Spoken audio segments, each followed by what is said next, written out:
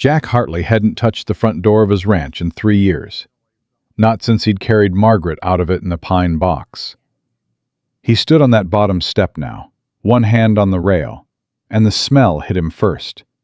Wood smoke, something warm, something that had absolutely no right to still be alive inside those walls. His jaw locked. His hand went straight to his rifle. And then he heard it, a woman's voice, humming, inside his dead wife's kitchen. If you're new here, subscribe to this channel and follow this story all the way to the end. Drop your city in the comments below. I want to see just how far this story has traveled. The summer Jack Hartley came back to Cedar Ridge, the mountain had already turned gold. Not the gold of anything good. The gold of grass that hadn't seen rain in 6 weeks, of soil gone hard as iron, of a place that had quietly decided it didn't need tending anymore. The kind of gold that said, "You left, and nothing waited for you." Jack had been gone 2 months. 2 months riding fence lines for the Dalton outfit down in the valley, taking work he didn't need just to stay away from the place he couldn't stand to be. He rode in on his bay mare, Cora, just as the sun dropped behind the Absaroka Peaks and the long shadow of his own ranch house fell across him like a hand pressing down on his chest. He hadn't wired ahead. There was nobody to wire. He got as far as the bottom step of the porch before his boot stopped moving on its own. Smoke, coming from the chimney. Jack's hand dropped to his rifle before the thought finished forming. He'd left this place locked. He'd checked the padlock himself, double-checked it, stood there for a full minute staring at it like it had done something wrong. Nobody had a key. Nobody had a reason to be here. He pulled the Winchester free and went up those steps without a sound. The door was unlocked. The padlock hung open on the latch, still intact, like someone had a key after all. He pushed the door open with the barrel of the rifle. The smell came at him like a fist. Beans and cornbread and coffee, and something sweet underneath it all. Something he hadn't smelled in this kitchen in 3 years, and his chest did something ugly and involuntary that he didn't have words for. He held himself in the doorway. The fire in the hearth was going. The table was set. 1 plate, 1 cup, and a woman stood at his stove with her back to him, stirring something in Margaret's iron pot, humming a hymn Jack hadn't heard since his wife's funeral. "Stop right there," he said. The woman stopped stirring. She didn't spin around. She didn't drop the spoon. She just went very still, the way a person goes still when they've been expecting something unpleasant and have already made their peace with it. "I've got a rifle," Jack said. "I can hear that in your voice," she said. Calm, even. "I'm going to set this spoon down and turn around slow. I'd appreciate if you didn't shoot me before I get the chance to explain myself." "Set the spoon down." She did. She turned around slow, exactly like she'd promised, and she looked at him with clear gray eyes that didn't flinch from the gun barrel pointed at her chest. She was maybe 30, maybe a touch younger, hard to say. Dark hair pinned back loose, a practical blue dress worn to soft from washing. She had the look of a woman who had worked outdoors, hands that showed it, color in her face from the sun. She wasn't afraid of him, or, if she was, she'd decided not to show it. And something about that made Jack angrier than fear would have. "Who are you?" he said. Not a question, a demand. "My name is Lydia Hart." She reached slowly into the pocket of her apron and pulled out a folded letter. She held it out toward him, arm extended, steady. "I have a letter, signed by you." "I didn't write any letter." "I know you didn't," she said. "That's the problem." Jack kept the rifle on her and crossed the room in 4 strides. He snatched the letter with his free hand without lowering the gun. He read it again. His own name at the bottom. His own handwriting, near enough that his stomach turned. The letter hired one Lydia Hart to serve as housekeeper and ranch hand for the Hartley property at Cedar Ridge, effective the 1st of June. Room and board provided. $30 per month. "Where'd you get this?" he said. "Employment agency in Billings. Man named Carroll runs it. I paid him $6 for the placement and rode 3 days to get here." She hadn't moved. Her hands were at her sides. "The door was padlocked when I arrived. I thought maybe you'd been delayed. I waited 2 days in the barn before I found the spare key under the water trough." "There's no spare key under the water trough." "There is now. I put it there myself, in case you locked me out again when you got back." A beat. "Which appears to have been a reasonable concern." Jack lowered the rifle an inch. Just an inch. "Somebody forged my name." "Yes." "And you didn't think that was suspicious?" "I thought it was possible you'd hired through an agency and forgotten to mention it in the letter. It happens." She paused. "I also thought it was possible it was fraudulent, and I'd ride 3 days for nothing.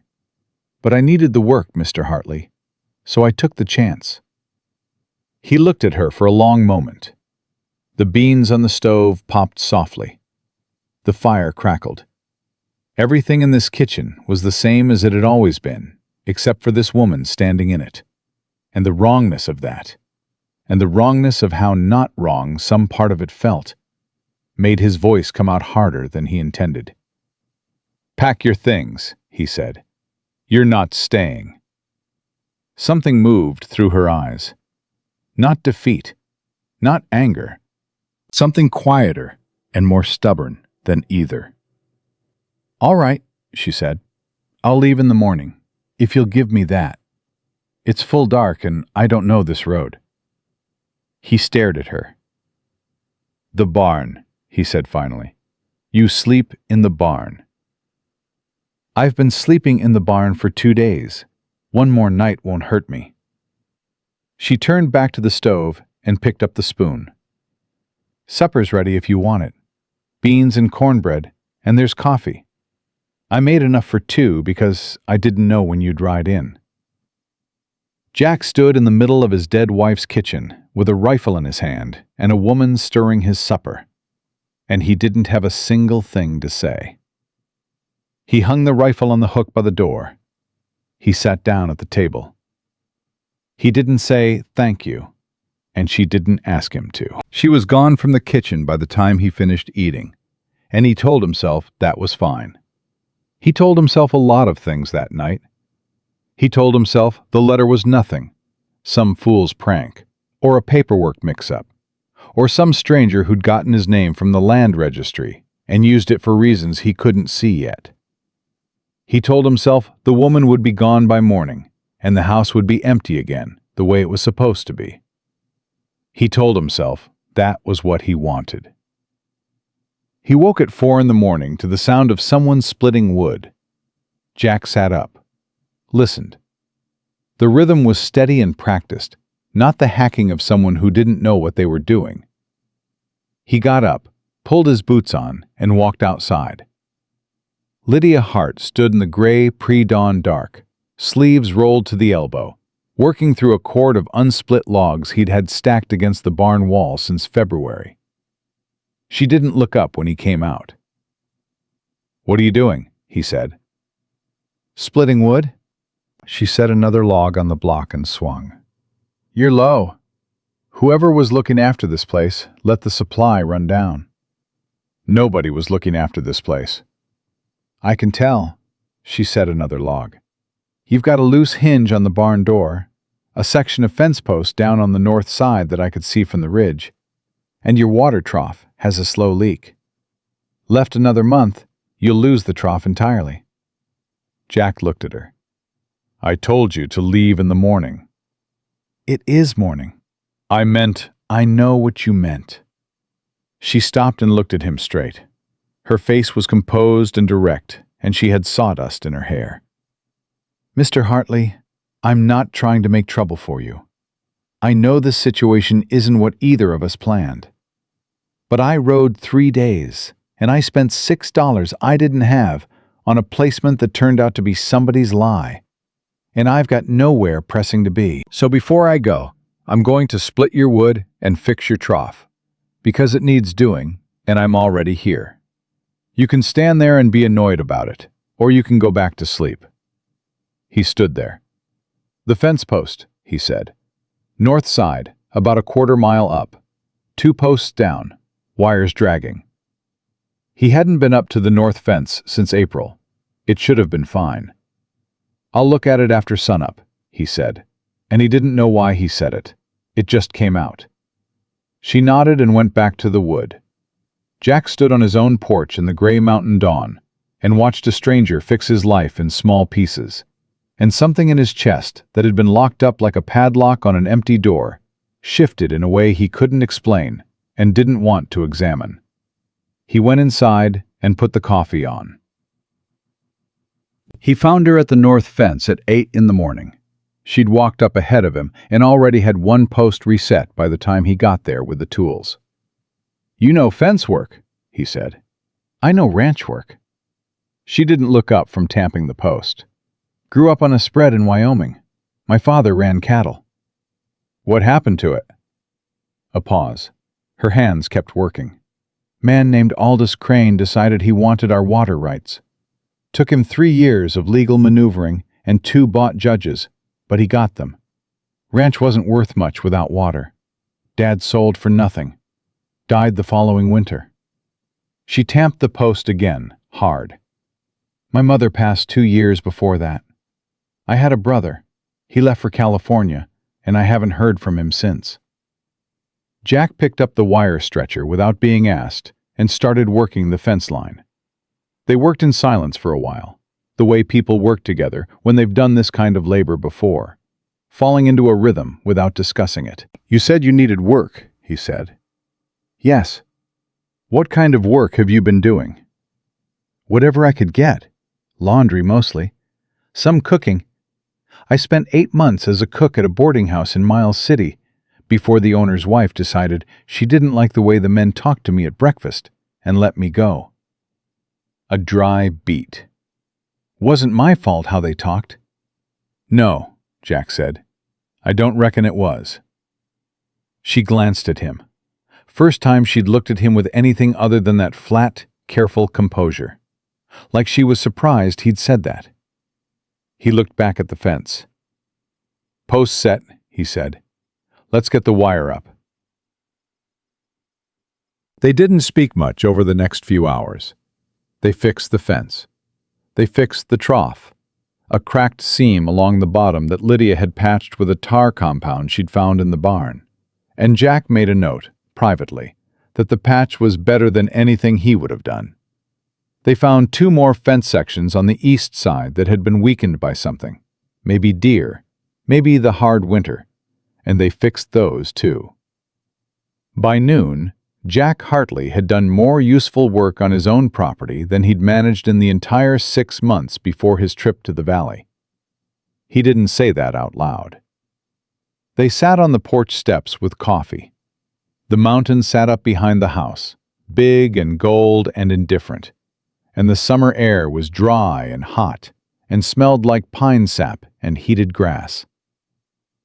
"You still planning on making me leave?" Lydia said. Jack turned his coffee cup in his hands. "I didn't say that." "You said it last night." "Last night I came home to a stranger in my house. And now?" He was quiet for a moment. A hawk circled over the ridge. Somewhere down in the meadow, Cora was making her unhurried way through the long grass. "Somebody went to the trouble of forging my name on a letter," Jack said. "Went to the trouble of sending you here specifically. I don't know why yet. And I don't like things I don't understand." Lydia looked at him carefully. "You think it wasn't random? Man doesn't forge a rancher's name to hire a housekeeper out of charity. There's a reason." He said he was a land surveyor, said he was doing survey work for the county, routine assessment, and asked if he could walk the property lines. She paused. "I told him he'd have to come back when the owner was home. He wasn't happy about that." What did he look like? Tall, well-dressed for out here. Dark coat, good boots. He had 2 men with him that he didn't introduce. She met Jack's eyes. He told me his name was Hale, or Hale, something like that. Jack went very still. Victor Hale, he said. You know him. I know of him. Jack set his coffee down on the step. His voice had changed, gone flat and careful the way it went when something serious required his full attention. Victor Hale is a land broker out of Billings. Been buying up property all along the Absaroka foothills for the past 2 years. Mostly from ranchers who got themselves into debt, or who suddenly found their water rights challenged, or whose fences started falling down faster than they could fix them. He looked at the fence line they'd just repaired. Then he looked at the trough they'd just patched, or whose property suddenly needed a lot of costly maintenance. Lydia followed his gaze. Something shifted in her expression, the composure cracking just slightly, just enough to show the sharpness underneath it. He's been on your land before, she said. Not a question. Twice that I know of. Both times I told him no. Both times he smiled and said he understood, and left like a man who wasn't used to hearing no and had already decided it didn't matter. Jack picked up his coffee again. His jaw was tight. The letter. Somebody wanted me to think I'd hired you. Somebody wanted a stranger on my property for 2 days before I got back. To walk the survey, Lydia said quietly. To walk the survey without me here to stop it. He looked at her. You stopped it. She held his gaze. I didn't know that's what I was doing. Doesn't matter what you knew. You told him no. He was quiet for a moment. The letter was bait. They expected whoever they sent to open the door, let the survey crew through, not know any better. Instead, they got you. Instead, they got me, she repeated. Her voice was even, but something had come into her eyes that Jack recognized. Not fear. The thing that lives on the other side of fear, in people who've been through the worst of it and come out still standing. Anger. Cold and clear and purposeful. Jack looked at her for a long moment. She looked back. The job in the letter, he said. $30 a month and room and board. Yes. I didn't write that letter, but the terms are fair. He stood up. North fence still needs a 3rd post reset. South pasture gate's been dragging since March. And somebody needs to ride out to the ridge tomorrow morning and check whether Hale's survey crew left any stakes.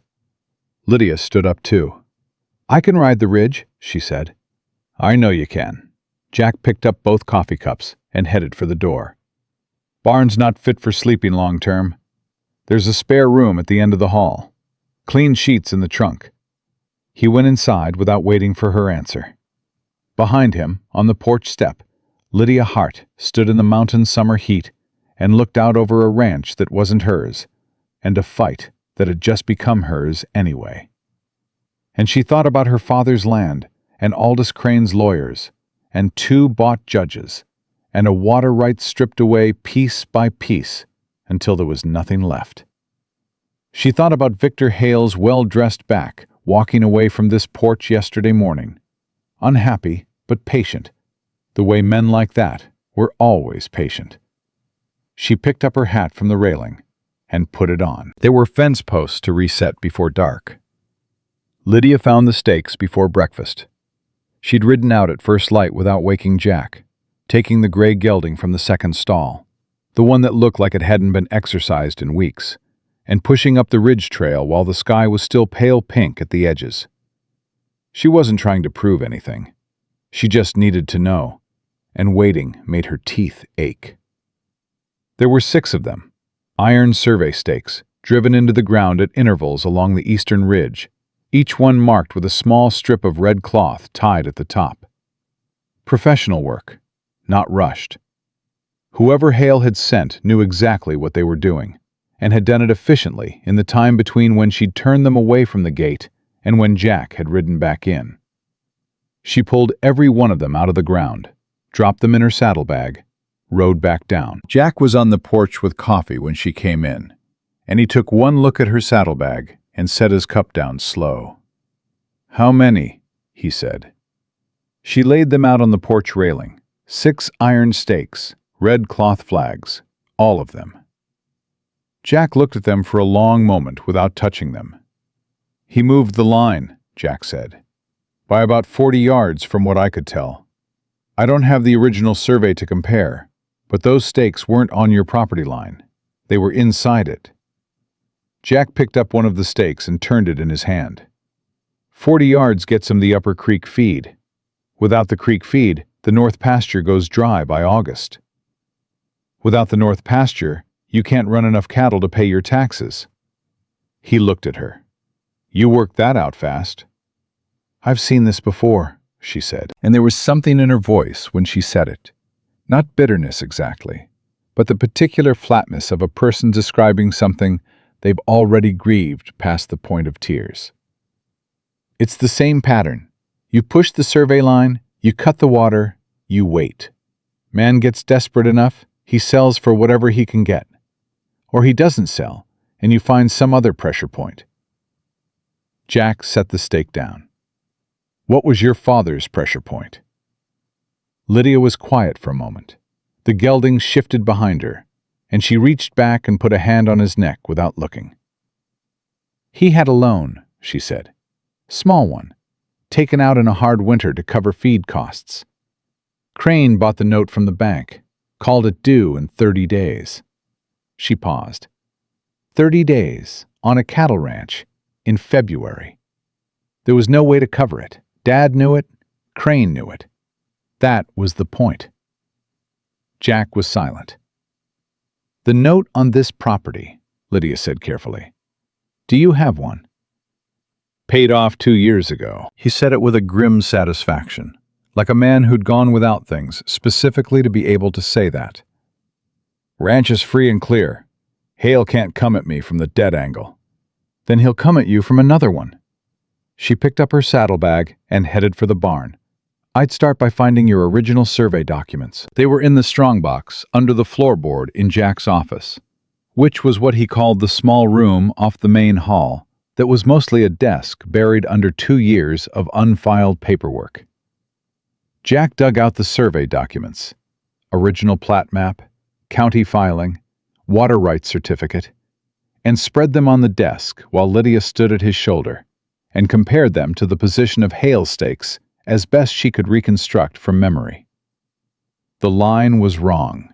Clearly, deliberately wrong. Moved 42 yards east along the ridge, which cut the upper creek feed exactly as Jack had said. "This is evidence," Lydia said. "It's my word against his survey." "You have the stakes." 6 pieces of iron with red cloth on them. He'll say they were boundary markers for a different project, or that his crew made an error, or that I'm confused about my own property line. Jack's jaw was tight. Hale didn't get where he is by being careless. He's done this enough times to know how to make it look like an honest mistake, right up until the moment it isn't. "Then we need more than the stakes." Lydia pulled the plat map toward her and looked at it closely. "Who filed the original survey?" "County office in Bozeman. Man named Aldridge. Been county surveyor for 20 years. "Is he honest?" Jack thought about that. "Far as I know, never had a reason to question him."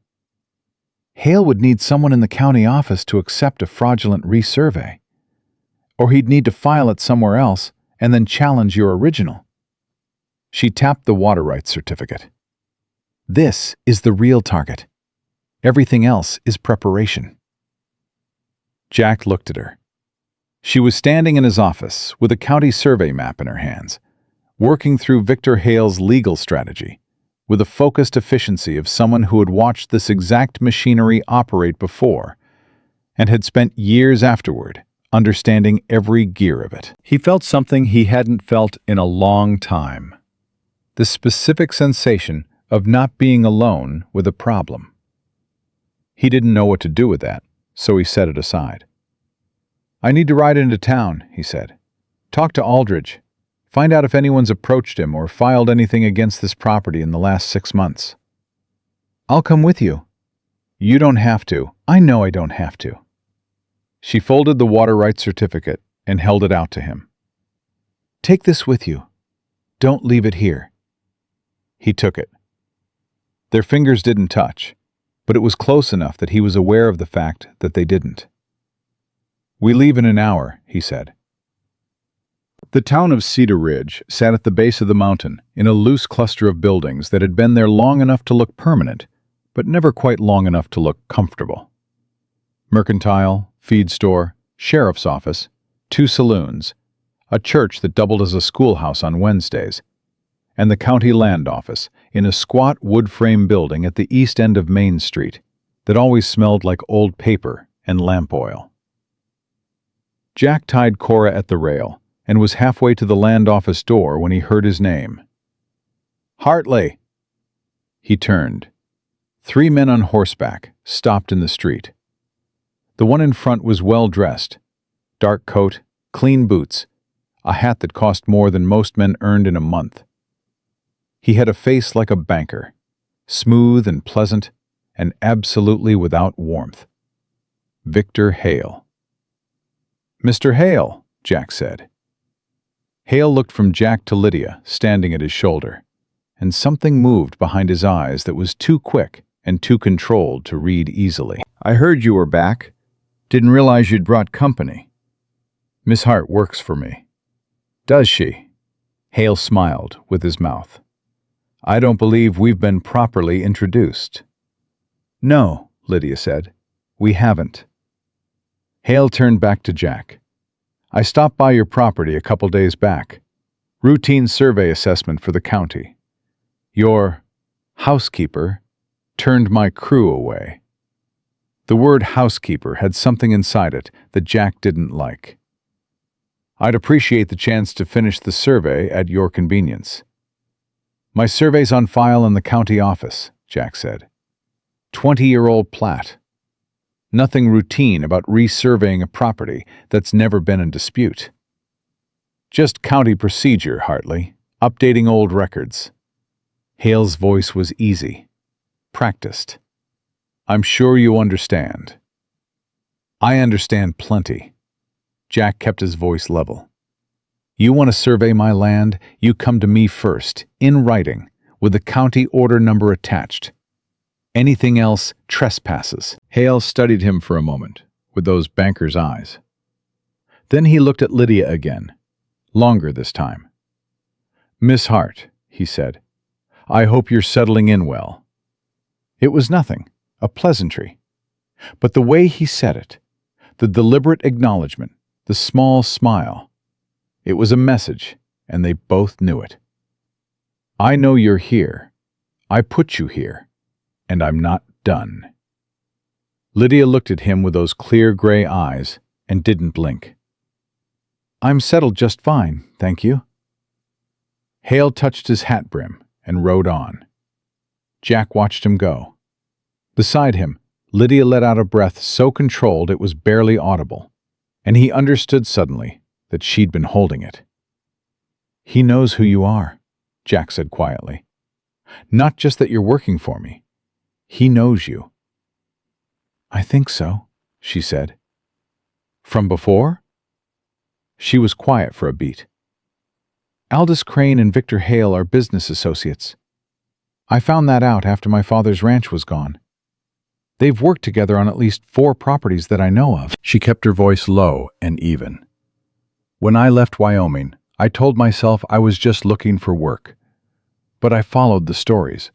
Land disputes, forced sales, water rights challenges, all along the mountain range.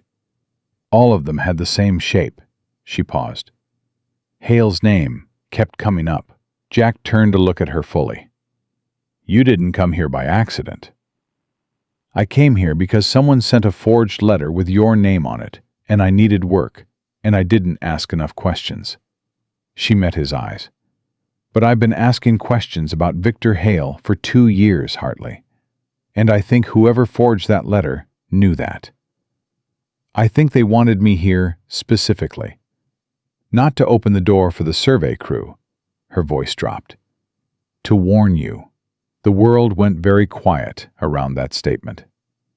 Somebody's working against Hale, Jack said. Or somebody's afraid of him and too scared to act themselves, so they sent me instead. She didn't look away. I don't know which, but somebody in that employment agency in Billings knows more about this than a placement fee covers.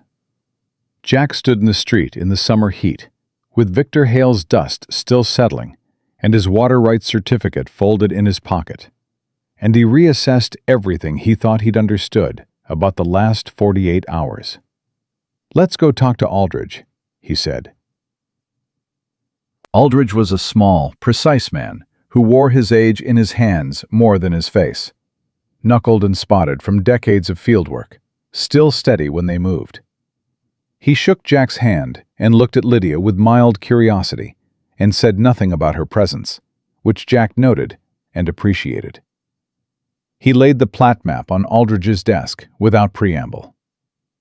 Has anyone filed a resurvey request on this property in the last year? Aldridge looked at the map, then at Jack, then went to his filing cabinet.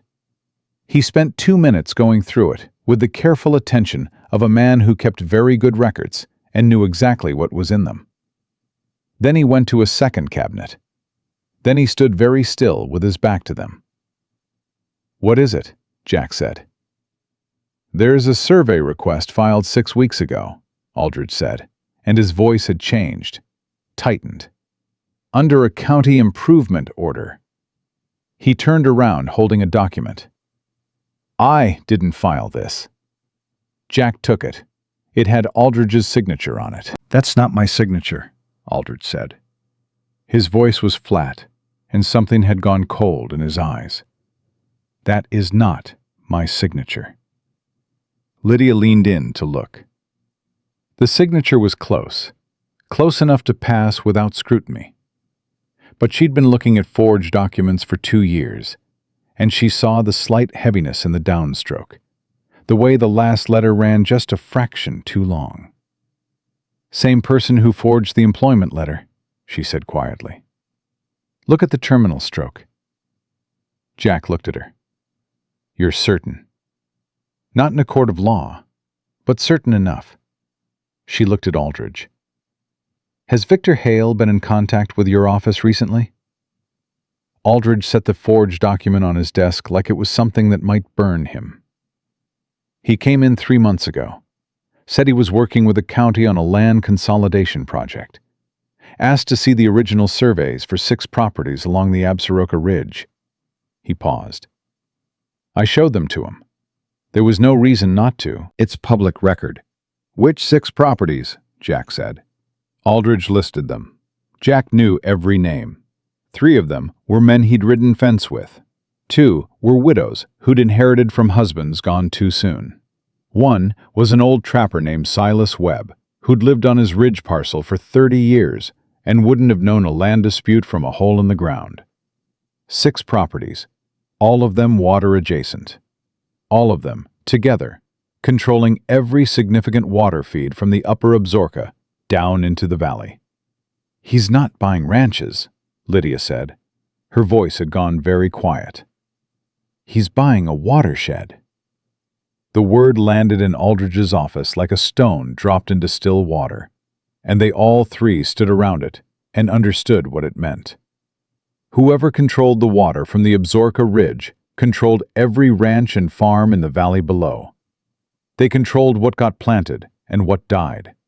They controlled who could stay and who had to leave. They controlled the price of everything that depended on water, which in this country was the price of everything. He's going to own all of it, Jack said, or he's going to control it, which amounts to the same thing. Lydia picked up the forged survey order carefully by the edges. Mr. Aldridge, I'd like to ask you something, and I need you to answer me honestly. Aldridge looked at her. Is there anyone in this office, or in this county administration, who might be in Hale's pocket? The silence before he answered was a second too long. I have a deputy clerk, Aldridge said carefully. Young man, Been here 8 months. He processed this order while I was out for a week in April with a fever." He stopped. I trusted him. Jack picked up the forged document. "I need to take this." "You shouldn't. It's a county record." "It's a forged county record with your name on it," Jack said. "And whoever made it knows you'll find it eventually. If it stays here, it disappears. You know that." Aldridge looked at him for a long moment. Then he nodded once, sharp and unhappy, like a man accepting a bad hand because it was the only one he'd been dealt. "I want a copy made before you leave," Aldridge said. "Fair enough." They made the copy. Aldridge kept it in his coat pocket, not the filing cabinet. Jack kept the original folded with the water rights certificate. Lydia said nothing until they were outside in the heat of the street, and then she said it low and fast. "We need to talk to your neighbors. The other 5 properties on Aldridge's list." "I know. Hale has already moved on at least one of them, probably more. If he's working the survey angle on all 6 at once, then he's close to filing." Jack untied Cora. His hands were steady. Everything else in him was not. 3 of those people are friends of mine. The widows I know by name. Silas Webb won't understand what's happening until it's already done. "Then we go. Today." "Today." He looked at her over the saddle. "You understand what you're getting into. This isn't a fence post and a water trough. Hale's got money and lawyers and at least one man inside the county office." "I know what he's got," Lydia said. She swung up onto the gelding with the ease of someone who'd grown up doing it. "I know exactly what he's got. And I know what it looks like when he wins." Her voice didn't shake. It was harder than the iron stake she'd pulled out of the ground that morning. "I'm not interested in watching it again." Jack looked at her for one more second. Then he put his boot in the stirrup. "North first," he said. "That's the Calloway place. Tom Calloway's been running cattle up there for 15 years. If anyone's already been pressured, it's him." Lydia fell in beside him as they turned north out of town, and neither of them looked back at the street where Victor Hale's dust had long since settled, patient and waiting, the way dangerous men always waited when they were sure they'd already won. They weren't sure enough. Not yet. But the day was burning hot, and the clock was already running, and Jack Hartley understood for the first time in 3 years that he was riding toward something instead of away from it. And the woman riding next to him had been pointing that direction longer than he'd known her name. Tom Calloway met them at his gate with a shotgun, not pointed at them, broken open over his arm, the way a man carries a gun when he's not sure yet whether he needs it. He was broad and weathered, somewhere past 50, with the permanent squint of someone who'd spent decades reading sky and terrain for signs of trouble. He read them now, Jack and Lydia riding in together, and something in his face went from wary to worried before they'd even dismounted. "Jack," he looked at Lydia. "Who's this?" "Her name's Lydia Hart. She works for me. Tom, we need to talk right now." Calloway looked at the expression on Jack's face and snapped the shotgun shut. "Get inside." His wife, Ruth, was at the table shelling beans when they came in. She took one look at the 4 of them and stood up without being asked and put the coffee on. Because Ruth Calloway had been reading rooms for 30 years, and she knew the difference between a social visit and a reckoning. Jack laid the forged survey order on Calloway's table. "Has anyone approached you about resurveying your property line?" Calloway looked at the document without touching it. His jaw moved once, like he was chewing something bitter. "Man came out 2 weeks ago. Said it was county procedure. Tall, well-dressed, 2 men with him." "That's the one." "Victor Hale." Calloway looked up sharp. "The land broker. He's been buying up water-adjacent properties all along the ridge, 6 of them, including yours and mine. He's forging survey orders to push the property lines in, cut the creek feeds, make the land worthless enough that people sell." Jack paused. "He's got someone inside the county land office."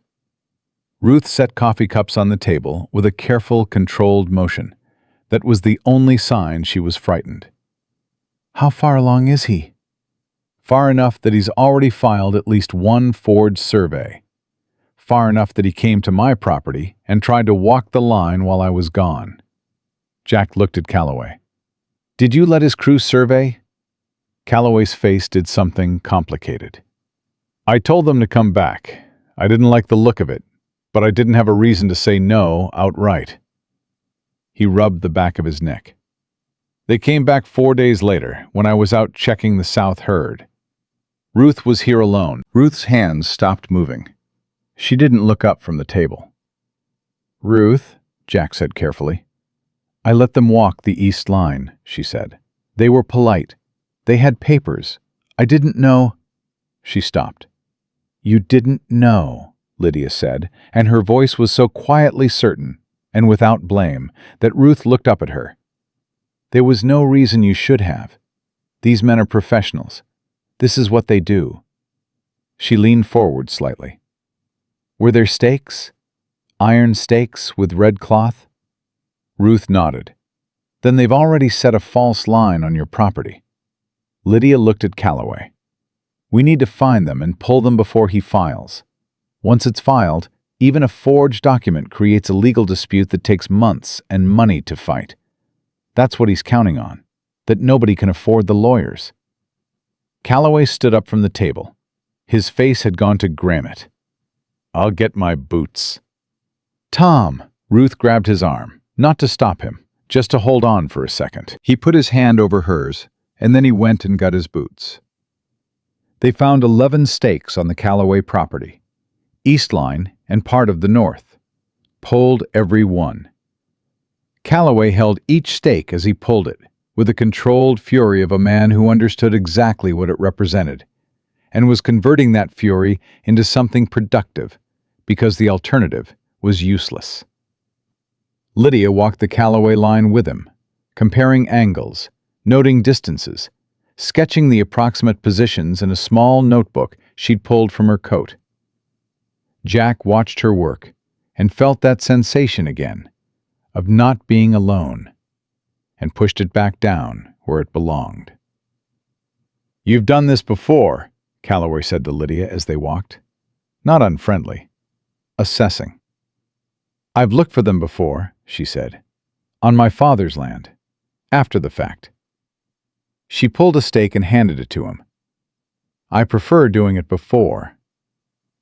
Calloway looked at her for a moment. Then he nodded. And that nod meant something coming from Tom Calloway. It was the kind of nod that meant he'd decided about a person, and the decision was favorable. "Who else is on Hale's list?" he said. 5 other properties," Jack said. "Widow Marsh, Widow Fenna, Silas Webb, Pete Gaza, and the old Delaney parcel. Don't know who's running it now. Delaney sold to a man named Briggs 8 months ago. Came up from Colorado. Doesn't know many people yet." Calloway handed Jack the last stake. "Webb won't know what's happening. Man's been up on that ridge so long he barely comes to town twice a year. And the widows," he shook his head. "Eleanor Marsh has been fighting her property tax assessment for 2 years already. She's tired. If Hale came at her with the right offer at the wrong moment—" "We go to her next," Lydia said. Calloway looked at Jack. "I'm coming with you." "I was hoping you'd say that," Jack said. Eleanor Marsh had already signed.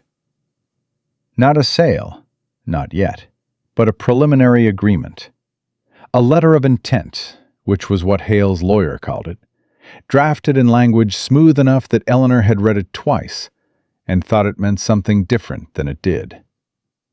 She was 64 years old, and she'd run that ranch alone since her husband died of a fever 7 winters back, and she was bone-tired in a way that went deeper than sleep could fix. And when a well-dressed man offered her a fair price and a promise that she could stay on as a tenant for 2 years, she'd sign before she'd let herself think too hard about it. She showed them the document at her kitchen table.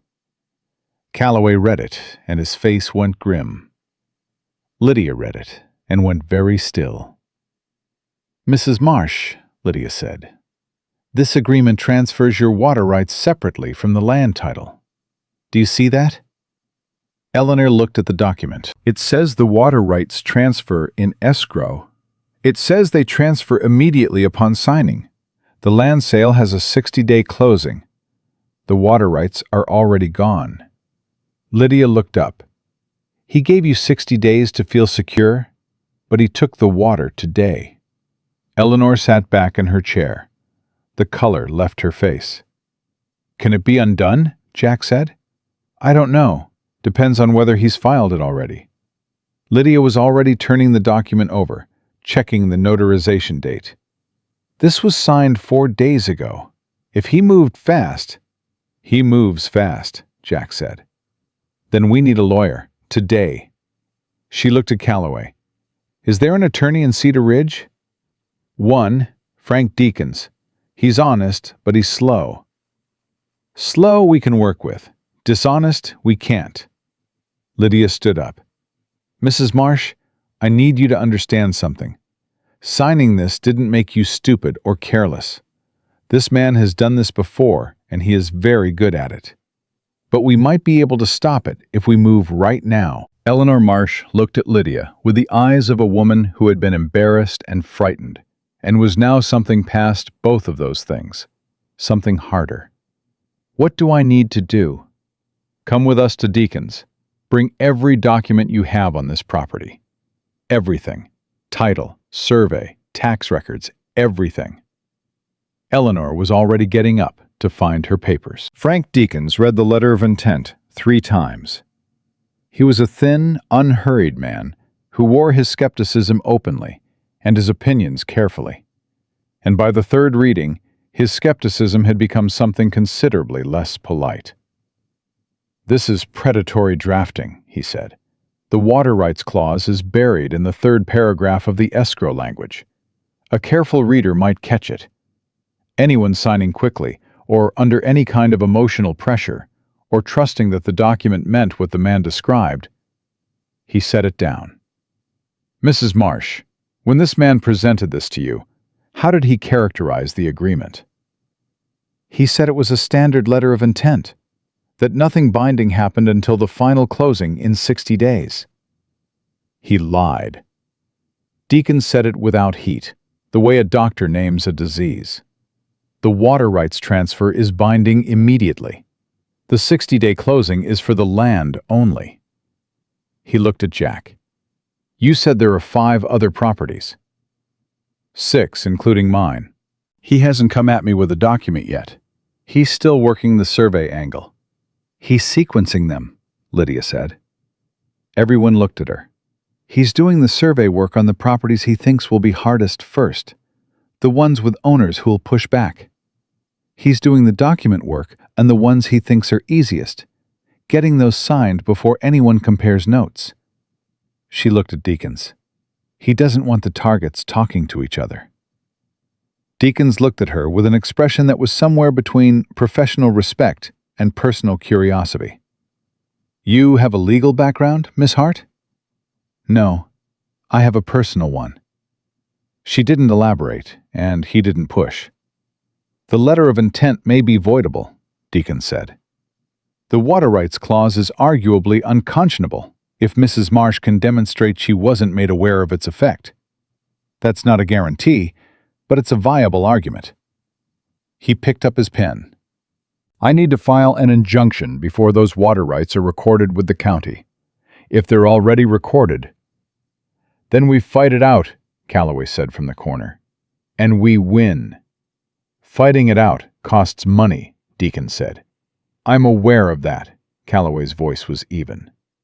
"Between the 6 of us on that list, we can cover your fee. You work for us, not against us, and we don't give him a single acre he hasn't honestly bought." Deacons looked at Calloway for a moment. Then he looked at Jack. Then he looked at the forged survey order Jack had laid on his desk. "I want to see those original stakes," he said. "I've got 12 of them in my saddlebag," Jack said. Deacons wrote something on a notepad. I'll file the injunction this afternoon. I'll need statements from each of the 6 property owners. Can you get me those by tomorrow morning?" "We'll have them tonight," Lydia said. They split up at the edge of town. Calloway took his horse south to find Pete Garza. Jack and Lydia went west for Silas Webb's Ridge parcel, which was the hardest ride and the one they were most worried about. Ruth Calloway had gone back to look after their property and to start writing her own statement. The ride up to Webb's place took 40 minutes on a trail that hadn't been maintained recently, and Jack and Lydia didn't talk much on the way up. Not because there was nothing to say, but because the kind of thinking they were both doing didn't need words. Halfway up, Lydia said, "The employment agency. Carol." "I've been thinking about him, too."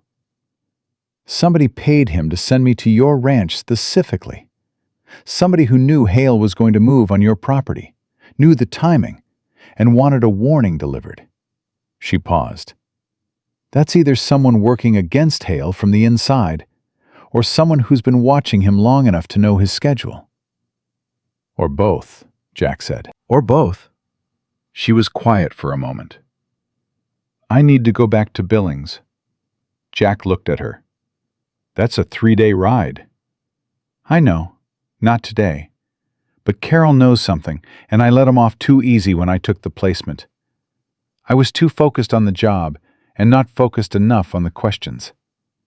Her voice was steady, but there was something underneath it, a frustration at herself that she kept tightly managed.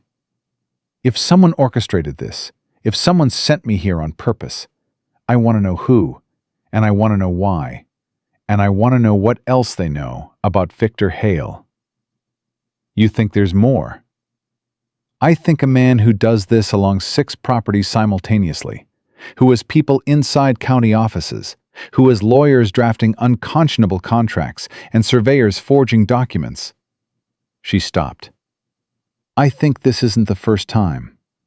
I think there are other valleys and other watersheds and other Eleanor Marshes who signed something they didn't understand." Her voice went flat and hard. "And I think someone knows about all of it." Jack rode in silence for a moment. The trail steepened, and Cora picked her footing carefully, and he let her. "After we talk to Webb," he said. "After we talk to Webb," she agreed. Silas Webb was exactly what Calloway had described, a man so thoroughly embedded in his ridge that he'd essentially become part of it. He was past 70, lived alone, kept a small garden and 3 goats and a mule named Peterson, and had approximately no interest in the concerns of the modern world below. He'd homesteaded that parcel before Cedar Ridge had a name, and he considered any interference with his land roughly equivalent to a personal assault. Which meant that when Jack described what Victor Hale was doing, Silas Webb got so angry so quickly that it was actually slightly alarming. "Surveyor," he said. "Yes, sir. Probably came while you were—" "Oh, they came, all right." Webb was already moving, heading around the back of his small cabin, with a gait that was deceptive in its speed. "Saw them from the ridge 2 weeks ago. 3 men, instruments, the whole business. I came down and told them to get off my land." He rounded the corner and pointed.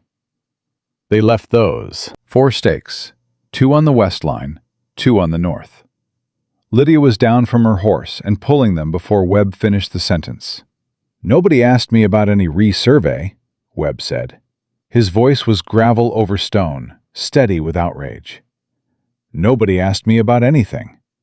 Just showed up with their instruments like they owned the place already." He looked at Jack. "Who is this man?" "His name is Victor Hale, and he's trying to take 6 ranches worth of water rights in this valley." Jack pulled the last stake himself and handed it to Webb. "I need a statement from you for my lawyer. In writing. Tonight, if you can manage it." Webb looked at the stake in his hand. "I can manage it right now if you've got paper." Lydia had paper.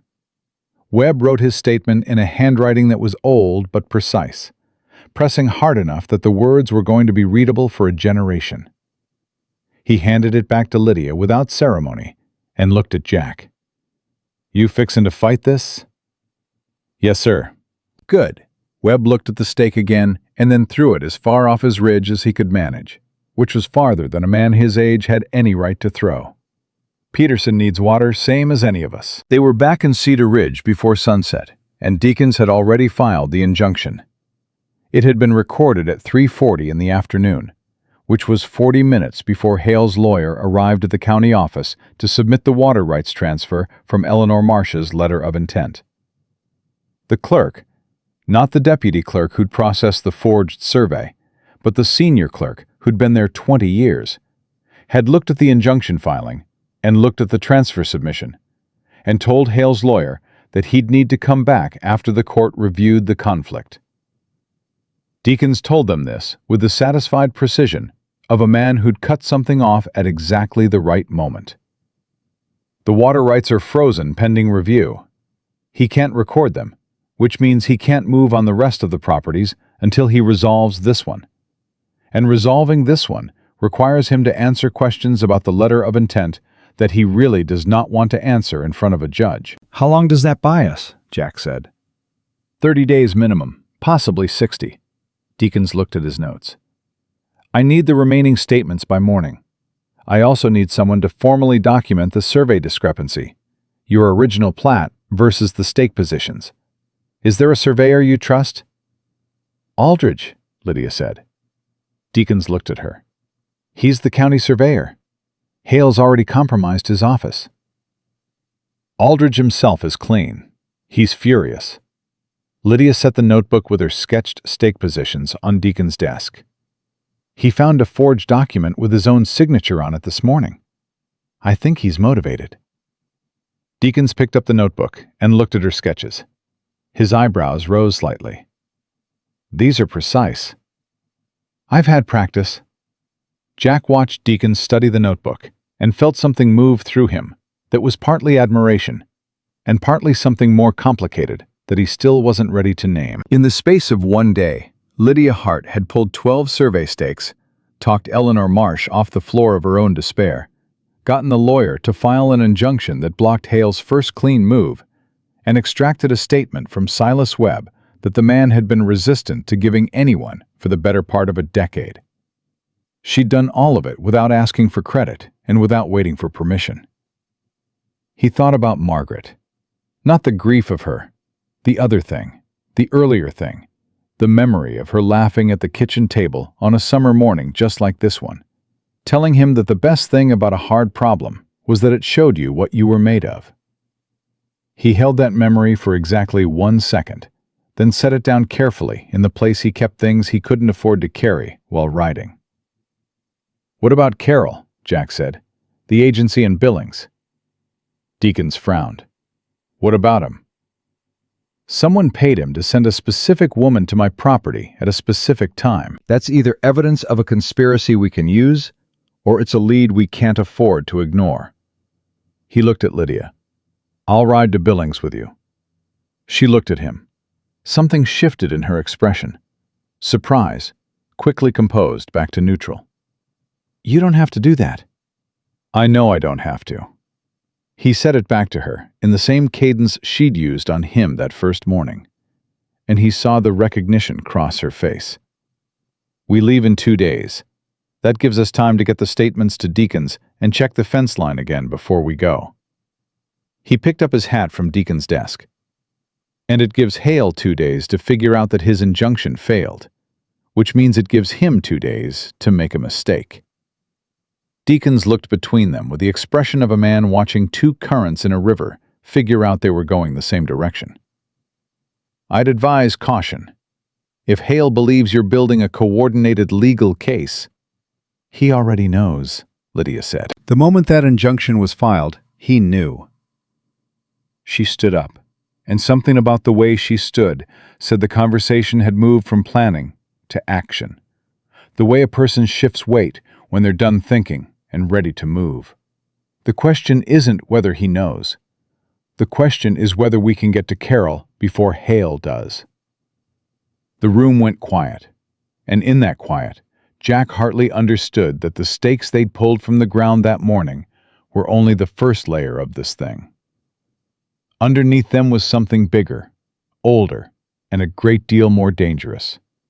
A scheme that stretched from Billings down through the valley, threaded through county offices and employment agencies and forged signatures, built by a patient man who had learned precisely how to make other people's lives fall apart quietly and legally, and with a smile on his face. Hale had 30 days, minimum.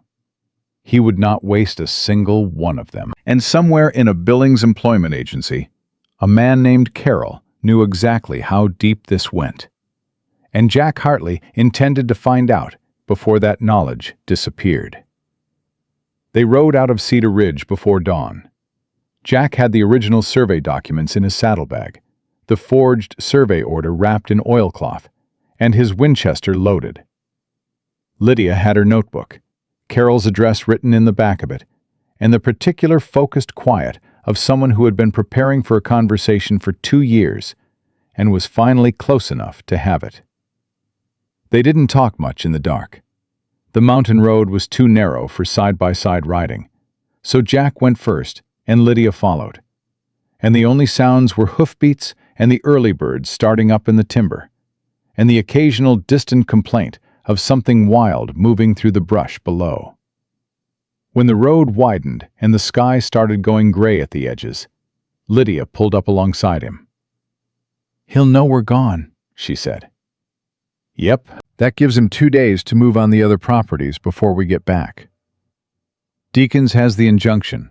The widows know not to sign anything. Calloway's watching Webb's place, and his own."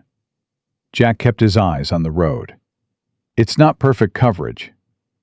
"No," she said. "It's not." They rode in silence for another mile. Then Lydia said, "If this goes wrong in Billings—" "It won't. But if it does—" She paused. "There are copies of everything with Deacons. The stakes are cataloged. The statements are filed. Even without Carol, Deacons has enough to contest the injunction for 60 days. Jack looked at her. "You're telling me the plan survives without us." "I'm telling you the plan survives without me," she said. "You have land and neighbors and a lawyer. I'm the variable." He held her gaze for a moment, and something in it stopped her. The flatness of it, the refusal of what she was suggesting. "You're not a variable," he said. "Stop talking like you are." She didn't answer, but she didn't look away either, and when she finally turned back to the road, there was something in the set of her jaw that was different than it had been. Softer. Just barely. He put his heels to Cora, and they pushed on toward Billings. Carol's employment agency occupied the second floor of a brick building on Commercial Street, above a boot repair shop that smelled of leather and turpentine. The sign on the stairwell door was hand-lettered in faded black paint. Jack went up first with his hand near his belt. Lydia was a step behind him. The door at the top was ajar. Jack stopped, pushed it open with one finger. The room inside was wrecked, not randomly, but with a deliberate efficiency of people who knew what they were looking for.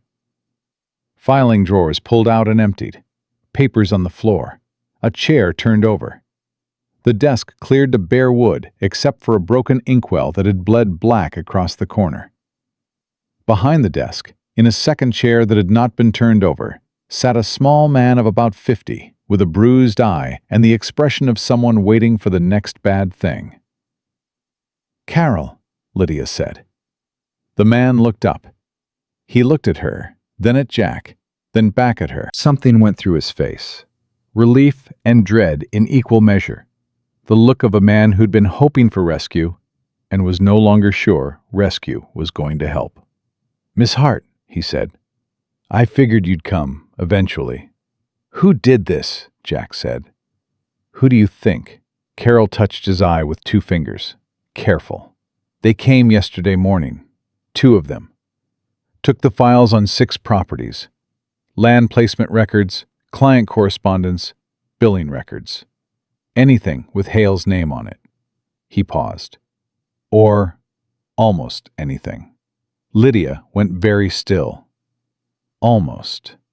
Carol reached down beside his chair and lifted a leather satchel onto his desk. It was battered and old and had been under the chair, not in any filing drawer. He unlatched it and pushed it toward Lydia.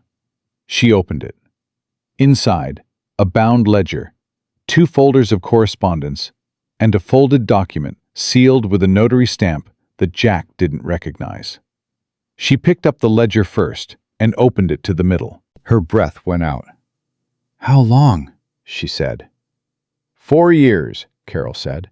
Hale's been running this operation for 4 years. Different valleys, different counties, same method. Survey fraud, deed fraud, water rights manipulation. I was part of it in the beginning. He said it without dressing it up, and the shame in his voice was the flat, permanent kind, past the point of asking forgiveness. I placed workers for him. People who didn't know what they were being placed into. Workers who'd open doors for his survey crews, or who'd find documents he needed to copy, or who'd just be present on a property when he needed a witness he could control. Jack's hand tightened on the back of the chair in front of him. "You placed Lydia." "No." Carol looked at him. "That's what I need you to understand. I didn't place Miss Hart for Hale. I placed her against him." He looked at Lydia. "You came to my office 8 months ago. You asked me about land placement work in the Absaroka region. You told me your father's story. You told me Aldous Crane's name, and you told me you'd been tracking the same pattern north through Montana." He leaned forward. "I recognized what you were describing because I'd helped build it, and I made a decision." Lydia set the ledger down. Her hands were steady. Her voice was not entirely. "You forged the letter." "I knew Hale was moving on Hartley's property next. I knew the timing. He tells the placement agencies when he needs access, and I'd been taking his money long enough that he trusted me. So when you walked into my office, I saw a way out." He looked between them both. "I forged the letter. I sent you there. I figured if anyone was going to stop him, it was someone who already understood what he was doing." He paused. "I'm sorry I didn't tell you the truth then. I was afraid. I'm still afraid. But they came yesterday and took my files and left me sitting here, and I think afraid doesn't matter anymore." The room held that quiet for a moment. "The ledger," Jack said. "What's in it?" "Everything. 4 years of transactions. Properties acquired, prices paid, names of the county officials he bribed, names of the lawyers, names of the survey crews, amounts paid." Carol's voice was thin and very tired. 14 properties in 2 territories. He's not a land broker, Mr. Hartley. He's building a water monopoly. Everything north of the Yellowstone that feeds into the valley system. He's been buying the sources, not the land. The land is just the method. 14 properties. Jack and Lydia looked at each other, and the look said everything the words didn't need to. "The document," Lydia said. "The sealed one. What is it?" Carol was quiet for a beat too long. "Carol," Jack said. "It's a partnership agreement," Carol said. "Between Victor Hale and a man named Aldous Crane." The name hit the room like a rifle shot. Lydia's hand closed on the edge of the desk. Her knuckles went white. She didn't make a sound, but Jack was watching her face, and he saw what went through it. Years of it, compressed into 2 seconds. Her father's ranch, and the water rights, and the bought judges, and the winter her father died. All of it suddenly reordering itself around a single new fact. "They're the same operation," she said. Her voice was almost inaudible. "They've been partners since the beginning. Crane works Wyoming and the southern ranges. Hale works Montana and the north. Same investors behind both of them. Same legal team. Same method." Carol looked at her with something on his face that might have been as close to apology as he had left in him. What happened to your father's ranch wasn't local, Miss Hart. It was the first stage of something much larger. Lydia stood up from the desk. She crossed to the window and stood with her back to both of them, and Jack watched her shoulders and did not say anything, because there was nothing useful to say in the 30 seconds a person needed to absorb that kind of information. He gave her 30 seconds. Then she turned around, and her face was composed, and her eyes were clear, and the grief and fury in them had been put somewhere load-bearing, somewhere it would work instead of break her. "We take all of it," she said. "The ledger, the correspondence, the partnership agreement, everything in the satchel. Already yours," Carol said. "And you," Jack said. "Where are you going?" "I can't stay here." "No, you can't." Jack thought for a moment. "Deacons, our lawyer in Cedar Ridge. You go there, you tell him what you told us, and you put it in writing. He'll need a witness statement to go with the ledger. They'll know where I've gone. Then you go today, right now. You don't stop, and you don't send word ahead." Jack looked at him steadily. "You did a bad thing, and then you did the right thing. Deacons doesn't care about the first part, as long as the second part holds." Carol looked at him for a moment. Then he stood up, picked up his coat from the rack by the door, the only thing in the room that hadn't been touched, and walked out without looking back. Lydia picked up the satchel. "Crane and Hale," she said quietly. "Same operation." "Your father's land is gone," Jack said. He said it directly because she didn't need softening. "But this," he touched the satchel, "this stops it from happening to anyone else." She looked at him. Something in her face shifted. Not breaking, nothing that dramatic. Just the particular movement of a wall that had been load-bearing for so long it had forgotten it was a wall. It was there for only a second, and then it was gone, and she squared her shoulders and picked up the satchel. "Let's ride," she said. They were an hour south of Billings when Jack heard it. Not sound exactly, more the absence of the right sounds. The birds had stopped. The timber on the east side of the road had gone quiet in a way that meant something large and purposeful was moving through it. "Lydia." His voice was low. "Don't look right. Keep riding normal. We've got company in the trees." She didn't look right. Her hand moved to her coat, slow and natural looking. "How many?" "Can't tell yet. At least 2. He kept Cora at the same pace. "There's a creek crossing about a quarter-mile ahead. Timber thins out on both sides. Bad place for an ambush. They'll move before we get there." "Then they'll move soon." "Yep." The first man came out of the timber at a canter, cutting across the road ahead of them to block it. The second came out behind.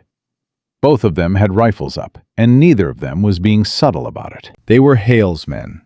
Jack recognized the one in front from town, one of the 2 who'd been with Hale when they'd met in the street. "Mr. Hartley." The man in front pulled up 10 feet away. He was broad and confident, and held his rifle the way men held rifles when they were comfortable being wrong. "We'll take that saddlebag." "Which one?" Jack said. "The lady's." "No," Jack said. The man's expression didn't change. "I wasn't asking." Jack looked at him for a moment. Then he looked at the man behind them. Younger, less certain, the rifle held slightly too tight. Amateur's grip. Then he looked back at the man in front. "Here's the thing about a rifle pointed at a man on horseback," Jack said. Conversational, easy. "You've got to decide whether you're willing to use it before you point it. Because once you point it, there's only 2 ways it ends. Either you use it, or the other man takes it away from you." He paused. "You don't look like a man who's decided." The man's jaw tightened. "Don't push me, Hartley." The shot came from the left. Not a bullet. Lydia had fired her pistol into the timber to the left. a single crack that sent both horses sideways in 2 directions at once, and gave Jack exactly the 2 seconds he needed. He was off Cora and at the front man's horse before the echo died, one hand on the rifle barrel, dragging it skyward as the man instinctively pulled the trigger and put the shot into nothing. Jack yanked hard and the rifle came free, and the horse shied and the man went off the saddle sideways. Behind him, he heard a second shot, Lydia's, over the head of the man behind them. Then her voice. "Ride on, right now. I will not miss twice." Jack was back on Cora before the man on the ground had found his footing. They pushed south at a dead run for a full minute before he pulled up and looked back. The road was empty. Lydia was breathing hard, but her hands on the reins were rock steady. She looked at him, and he looked at her, and neither of them said anything for a moment. "You planned that," she said finally. "The thing about deciding. Bought us 2 seconds. It bought us more than that." She tucked the pistol back inside her coat. The satchel was still across her saddle, undamaged, exactly where it had been. "He'll send more." "He'll send smarter ones," Jack said, "which means we need to be home before he does." He looked at the road ahead. "We push hard. Don't stop at Cedar Ridge. Go straight to Deacon's." "Carol might already be there." "Good. If he is, Deacon's has a witness and a ledger and a partnership agreement that connects Hale to Crane across 2 territories. That's not a property dispute anymore." He looked at her. "That's a federal matter." Something moved in Lydia's eyes. The word federal and what it meant. The scale of it, the permanence of it. The difference between fighting a local land grab and dismantling something that had been running for 4 years across 2 territories and 14 properties. "Will Deacons know how to file it federally?" she asked. "Deacons will know who to send it to." Jack picked up Cora's reins. "Let's go." They rode into Cedar Ridge at dusk, and the first thing Jack saw was the horses tied outside Deacons's office. 6 of them. He recognized Calloway's roan, Webb's mule alongside a borrowed horse, Pete Garza's spotted mare, and 2 others he placed after a moment as belonging to Eleanor Marsh and her nearest neighbor, a woman named Clara Fenner, who ran the second widow's property on Hale's list. All 6 properties. All 6 owners, or near enough. He looked at Lydia. She was already dismounting. Inside, Deacon's small office was crowded past its natural capacity. Calloway was standing because there were no chairs left. Webb was sitting in the corner, with his arms crossed, and the expression of a man who had been patient long enough. Eleanor Marsh had the look of someone who'd been frightened, but had decided to be angry instead, which was a healthier trade. Pete Garza, a dark, lean man of about 40, stood near the door with his hat in his hands. Clara Fenner sat beside Eleanor with the rigid posture of someone holding themselves together through willpower. Carol was there too. Sitting in the corner opposite Webb, battered eye and all, with a statement paper in front of him that looked like it had been written fast and covered a lot of ground. Deacons looked up when Jack and Lydia walked in. "You got to Billings?" "And back," Jack said. He set the satchel on Deacon's desk. "Open it." Deacons opened it. He looked at the ledger. He looked at the correspondence. He picked up the partnership agreement and read the first page, and then set it down very carefully, the way he'd set down the forged survey order, like it might do something if he moved too fast. "Crane and Hale," he said. "Same operation. 4 years. 14 properties." The room had gone very quiet. Calloway uncrossed his arms. Webb sat forward. Eleanor's hand moved to her mouth. "Mr. Carroll here has already confirmed the connection verbally," Deacon said. "This document," he touched the partnership agreement, "this is the physical proof. This changes the entire nature of what we're filing." He looked at Jack, then at Lydia, then back at the room. "This isn't the county court matter anymore. This is fraud, conspiracy, and racketeering across territorial lines. The appropriate venue is federal court, and the appropriate filing is a complaint to the territorial marshal." "How long does that take?" Garza said from the door. His voice was tight. "Because Hale sent 2 men to my fence line yesterday. Not surveyors, just men. Watching." "He's applying pressure," Lydia said. "He knows the injunction is in place, and he's trying to frighten people into settling before the court date." She looked at Garza directly. "Did they approach you?" "Not yet, but I've got a wife and 3 kids on that property." The room felt that. Nobody said anything empty in response to it, which was the right instinct. Jack let it sit for a moment, then said, "Deacons, what do we do tonight?" "Tonight I draft the federal complaint. I'll have it ready to file by morning. I need 1 more signature from each property owner." He held up a hand before anyone could react. "1 page, quick. Confirms you're each a party to the complaint and consenting to federal filing." He looked around the room. "Once this is filed, Hale cannot move on any of these properties without obstructing a federal proceeding. That is a significantly more serious crime than land fraud." "Will he know that?" Calloway said.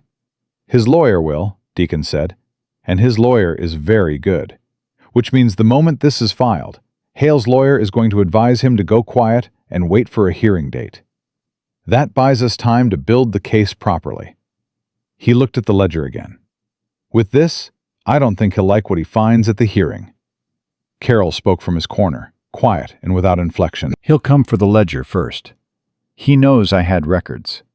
He doesn't know exactly what I kept or where, but he knows." He paused. "Whatever you're going to do it fast." Jack looked at Deacons. "Tonight." "Tonight," Deacon said. He was already reaching for his pen. The room moved.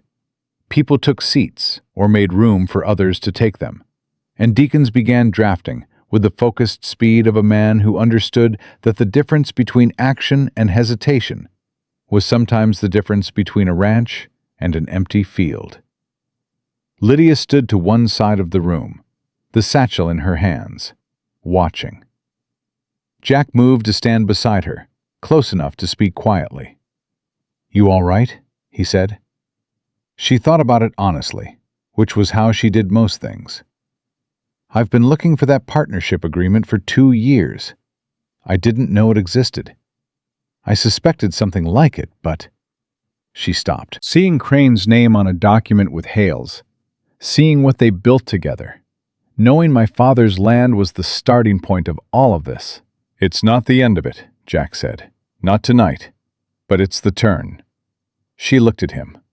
The lamplight was warm in the crowded room, and outside the window the mountain was going dark. And Lydia Hart looked at Jack Hartley, the way people look at someone when they're deciding whether to trust them with something that matters. "My father used to say the land remembers everything," she said. "Every hand that worked it, every fight fought over it, every wrong done on it." Her voice was low and steady. "I used to think that was just something tired people told themselves." Jack looked at her. "And now?" "Now I think he was right," she said. "And I think it waits." From across the room, Deacon said, "Miss Hart, I need your statement too, if you're willing." She looked at Jack one more second. Then she squared her shoulders and crossed the room. And when she sat down across from Deacon's and picked up the pen, her hand did not shake at all. Outside, Cedar Ridge settled into its nighttime sounds. Horses at the rail. A door somewhere down the street. The creek running cold and steady in the dark. Victor Hale was somewhere in this valley with his lawyers and his patience and 4 years of careful work behind him. And he did not yet know that in a small office above a hardware store, 6 ranchers and 1 honest lawyer and a woman who had been tracking him for 2 years had just handed that work to a federal court. He would know by morning, and by then, it would already be too late to make it disappear. Deakins filed the federal complaint at 8 o'clock in the morning. By 8:30, every person in Cedar Ridge who had business with the land office knew about it. By 9, the man who ran the telegraph office had sent 2 wires, one to the territorial marshal's office in Helena, one to a federal judge named Caraway in Bozeman, who Deakins had clerked for 20 years ago and trusted absolutely. By 9:15, Hale's lawyer, a man named Presswick, who wore his suits like armor, walked into Deakins' office and closed the door behind him. Jack was there. So was Calloway. Lydia stood at the window with her arms crossed and said nothing, which was more unsettling to Presswick than anything she could have said out loud. "My client is prepared to withdraw the resurvey requests on all 6 properties," Presswick said. He said it the way men say things they've been told to say, but don't believe will work. He acknowledges there may have been some procedural irregularities. "Sit down, Mr. Presswick," Deakins said. Presswick looked at the chair. He didn't sit. "Mr. Hale has no objection to resolving this matter at the county level without federal involvement. The federal complaint was filed an hour ago. It's not a negotiating position. It's a filed document." Deakins folded his hands on the desk. "What your client is prepared to offer is no longer relevant to the question. The relevant question now is what your client is prepared to answer for." Presswick's jaw moved. "You don't have sufficient evidence to—" "I have a ledger," Deakins said. 4 years of transactions, 14 properties, specific payments to specific county officials in 2 territories. I have a partnership agreement between your client and Aldous Crane of Wyoming, executed 3 years ago, detailing the method and division of proceeds." He paused. "And I have a witness." Presswick went still. "What witness?" "A man who placed workers for your client's operation for 3 years and has provided a full written statement. His name is in the complaint." Deakins looked at him evenly. "I'd advise you to go back to your client and have a very honest conversation about what cooperation with a federal inquiry might look like. Because the alternative, contesting this in federal court with the evidence currently on record, is a conversation your client is going to lose." Presswick stood very straight and said nothing for 3 seconds. Then he picked up his hat and left. The room let out a collective breath. "He'll be back," Calloway said. "He'll be back with a different offer," Deakins said. "That's progress." He looked at Jack. "The marshal's office will want to move quickly, given the scope. I'd expect a response from Helena within 48 hours. "What do we do in 48 hours?" Jack said. "Stay on your land.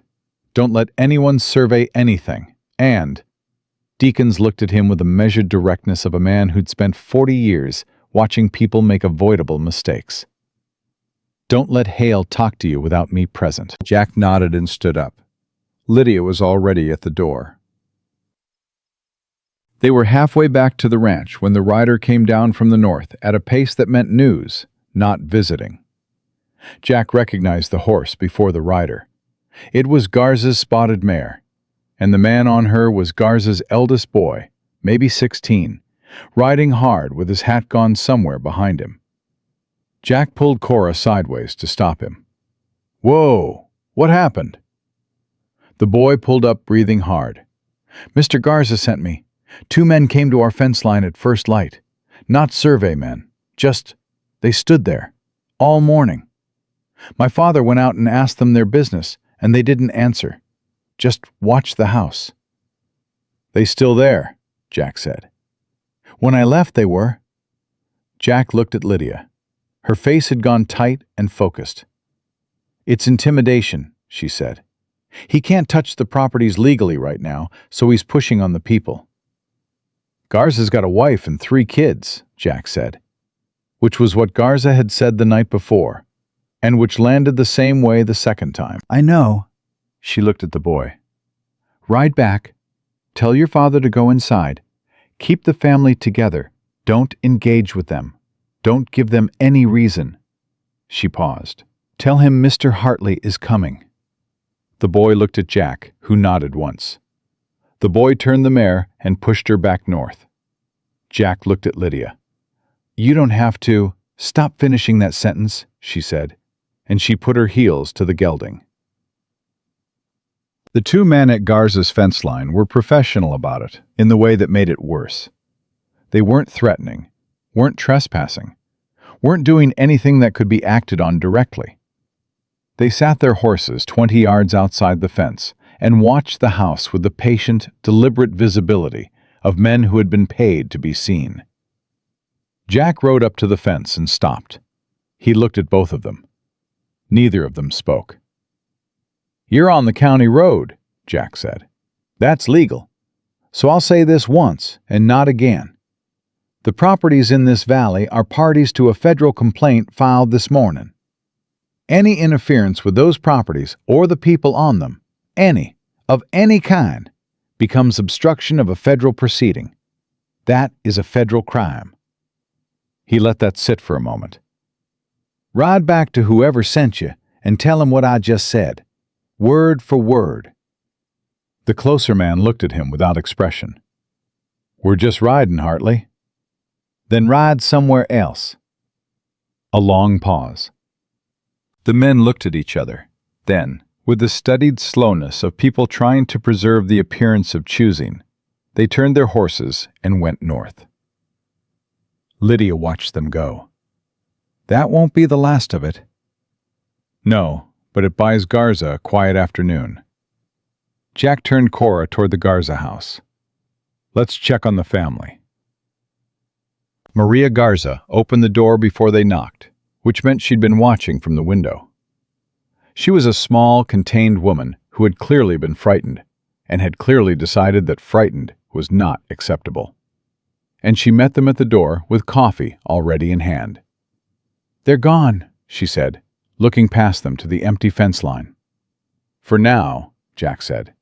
"Mrs. Garza, I want you to know that what's happening is being handled.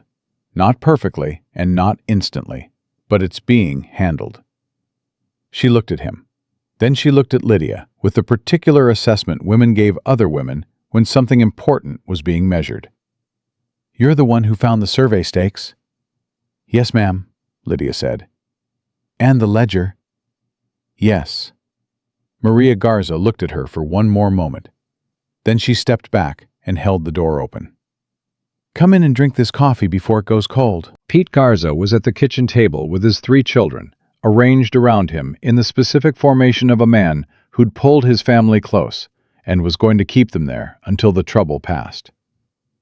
He shook Jack's hand and nodded at Lydia and asked the question his wife hadn't. "What does the federal filing actually mean for us?" Plain language. "It means Hale can't legally touch your property during the proceedings without facing federal charges," Jack said. "It means the evidence we have, the ledger, the forgeries, Carol's statement, the partnership agreement, goes in front of a federal judge, not a county one. It means this is too big now for him to buy his way out of quietly." "How long?" "Months, possibly more." Jack didn't soften it. "A federal case doesn't move fast. You'll have to be patient." Garza looked at his children. The oldest boy, who'd ridden to find Jack, 2 younger girls, maybe 8 and 10, sitting very still, the way children sat when they understood something was wrong, but not exactly what. He looked at them for a moment, and something moved through his face that was love and protectiveness and exhaustion and determination all at once, in the way those things lived together in parents who were up against something bigger than they'd chosen. "We'll be patient," he said.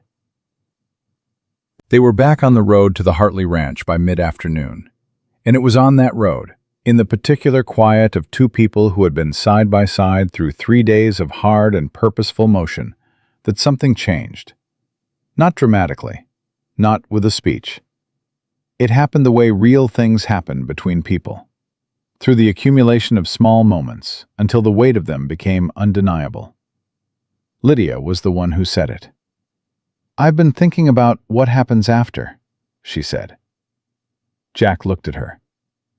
"After the federal case?" "After all of it. After Hale is dealt with and Crane is dealt with, and the court does whatever it does." She kept her eyes on the road. "I've been moving for 2 years, following the story, looking for the evidence, telling myself I'd stop when I found it." She paused. "I found it." "Yes.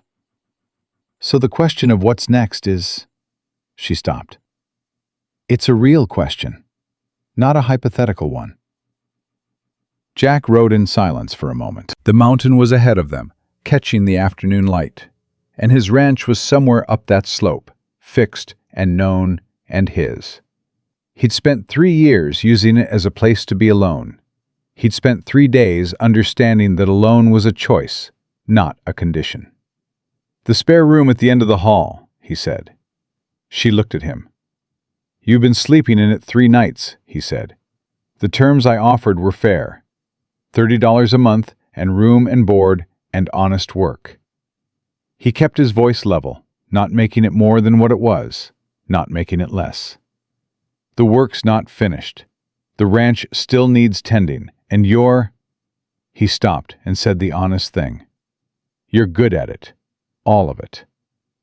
She was quiet for a moment. "You're offering me a job." "I'm offering you a home," he said, "if you want one. No conditions on it. No, I'm not asking for anything it wouldn't be right to ask." He looked at her directly. "You came here as a stranger, and in 3 days you've done more for this valley than I managed in 3 years of living in it. You can leave when this is over, and nobody would fault you for it. But you don't have to." Lydia looked at him for a long moment. The road was quiet around them, and the mountain was doing its indifferent golden thing in the afternoon heat. And somewhere up in the timber, a woodpecker was working at something with single-minded persistence. "My father's land is gone," she said. "I know. There's no getting it back. Whatever happens to Crane, whatever the court decides, the land was sold, and the chain of title runs forward. I accepted that." She paused. "I've been carrying it anyway. Like, if I just kept moving toward the end of it, I'd find something on the other side that made it worth the wait." "Did you?" Jack said. She looked at him for another moment. Then she looked at the road, and the corner of her mouth did something that wasn't quite a smile and was better than one.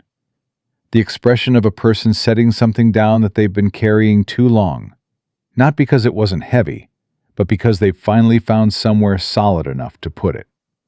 "Ask me again in the spring," she said. "When the north fence needs checking, and the trough's been through a winter, and you find out whether you actually want company or just think you do." "Fair enough," Jack said. They rode the rest of the way home without saying anything else, and it was the most comfortable silence Jack Hartley had sat in for 3 years. The federal marshal arrived from Helena 6 days later. His name was Briggs, not the Briggs who'd bought the Delaney parcel, a different one. A lean and unreadable man of about 50 who listened to Deakins for 2 hours without interrupting, and then read the ledger himself, start to finish, before he said anything. What he said was, "We've been looking for something that connected the Wyoming operations to the Montana ones for 18 months. We had the shape of it. We didn't have the name." He looked at Lydia when he said it. "Aldous Crane," she said. "Aldous Crane." He closed the ledger. "Miss Hart, I'm going to need you to come to Helena and give a formal deposition. Everything you know about the Wyoming operations, your father's land, everything you've tracked in the 2 years since, that becomes part of the federal record." He paused. "It also means your name is attached to a federal case against 2 very wealthy men." "I know what it means," she said. "It's not without risk." "I know that too." She looked at him steadily. "When do we leave?" She was gone for 11 days. Jack knew she was coming back. She'd left half her things in the spare room, and she told him which fence line to check while she was gone, which was not the behavior of someone leaving for good. He knew it logically. The knowing didn't make the ranch any less quiet. He worked. That was what he did with things he couldn't think his way through. He reset the 3 fence posts on the south line that had been leaning since spring. He repaired the barn door hinge. He drained and reseeded the water trough. He rode the ridge twice and found no stakes and stood up there both times, looking out over the valley and thinking about watersheds and his father's land and what a man owed the ground he lived on. On the 8th day, Calloway rode down. He sat on the porch steps with coffee and looked at Jack with the honest directness of a man who'd known him long enough to skip the approach. "You doing all right?" "Working," Jack said. "That's not what I asked." Jack looked at his coffee. "She'll be back." "I know she will. Ruth likes her, which means she's good people." Calloway paused. "I'm not asking about her. I'm asking about you." He let that sit. "You've been alone out here a long time, Jack. Longer than made sense. We all saw it, and nobody said anything because grief doesn't run on a schedule." He turned his cup in his hands. "But that woman rode into your life on a forged letter, and in 3 days changed the whole shape of what was happening to this valley. I'd say that's worth paying attention to." Jack was quiet for a moment. "She asked me to ask her again in the spring." Calloway looked at him. Then he smiled. Not a big smile, not a dramatic one, just the quiet smile of a man hearing something that confirms what he already understood. "Then you'd better be here in the spring." "I'll be here," Jack said. Lydia came back on a Tuesday evening, riding in just before dark, with the particular straightness of someone who has done something that mattered and knows it. She tied the gelding, came up the porch steps, and sat down in the second chair, the one that had been empty every evening since she'd left, without being asked. Jack handed her a cup of coffee without a word. She wrapped both hands around it and looked out at the mountain going dark. "Crane's operation in Wyoming is frozen," she said. "The federal judge in Bozeman issued a hold on all transactions connected to the Crane-Hale partnership, pending the full investigation. That's 9 active land acquisitions in Wyoming and 6 here, all frozen." She paused. "Hale's lawyer told him to cooperate. He's cooperating." "And Carol," Jack said, "protected witness status. Deacons negotiated it while I was gone." She looked at her coffee. "He'll testify. He's scared, but he'll testify." The other properties: Garza, the widows, Webb. All parties to the federal case, all protected by the hold. She was quiet for a moment. Eleanor Marsh's water rights agreement was voided by the court. She gets her water back. Jack let that land the way it deserved to. Eleanor Marsh's water rights. 14 properties across 2 territories. A man who had spent 4 years building a machine to take things from people, quietly and legally. And the machine was stopped. "Your father's land," Jack said. Lydia was quiet for a long moment. "Crane's original acquisition of my father's property is part of the fraud case. The attorneys say there's a possibility, not a certainty, but a possibility, that properties acquired through demonstrable fraud could be subject to review." She stopped. "I'm not counting on it. I told them I'm not counting on it." She looked out at the mountain. "But I stopped saying it's impossible." Jack looked at her profile in the last light. She was tired. Not broken tired. The other kind. The kind that came from doing something hard all the way to the end of it, and finding the ground still solid under your feet. "You should eat," he said. "There's food?" "I made beans." She looked at him. "You cook?" "I heat beans. "It's close enough." He stood up. "Come inside." She stood. She was close enough that he was aware of it. The particular awareness of proximity that had been building since the first morning she'd split wood in his yard and told him exactly what was wrong with his ranch and what she intended to do about it. "Jack," she said. He looked at her. The spring question. She held his gaze with those clear gray eyes, direct and unhesitating the way she did everything. "I'm not waiting for spring." The air between them held still for exactly one moment. Then Jack Hartley, who had spent 3 years in an empty house with a locked door and a padlocked heart, reached out and took her hand. He didn't say anything. She didn't need him to. The federal trial of Victor Hale and Aldous Crane opened in Bozeman the following March and ran for 3 weeks. Lydia testified for 2 days. Carol testified for 3. Aldridge testified about the forged documents.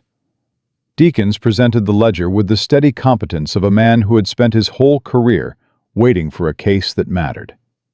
The jury deliberated for 4 hours. Both men were convicted. Hale on 12 counts of fraud, forgery, and conspiracy. Crane on 9 counts in Wyoming and 7 counts of conspiracy in the Montana case. Their real estate holdings were frozen, pending restitution proceedings. Their investors, 3 men in Chicago whose names had been in the ledger under a column labeled simply "Principals," were indicted separately 6 months later. The land came back. Not all of it. The law moved slowly and imperfectly, and not every acre that had been taken could be restored. But enough. The 6 Cedar Ridge properties were confirmed in their original survey lines. Eleanor Marsh's water rights were reinstated in full. Pete Garza's fence line was remarked by Aldridge himself, who did the work at no charge on a Saturday morning with the silent intensity of a man paying a debt he felt he owed. Silas Webb threw 3 more iron stakes off his ridge. He kept them in a bucket by his door afterward as a reminder. And on the Hartley Ranch, the north fence held through the winter. The water trough didn't leak. And in the second chair on the front porch, every evening, Lydia Hart sat and watched the mountain go gold and pink and dark, no longer moving toward something, but arrived, finally, at the place where the weight she'd been carrying for 2 years had been set down and replaced by something she hadn't let herself want long enough to name. Jack Hartley had come home to a dead house and a locked door and a woman cooking in his dead wife's kitchen, and he had nearly turned her away. He understood now, with the clear-eyed certainty of a man who had done enough hard things to know the difference between luck and grace, that the forged letter and the 6 iron stakes and Carol's battered face and the 3-day ride to Billings had all been the same story.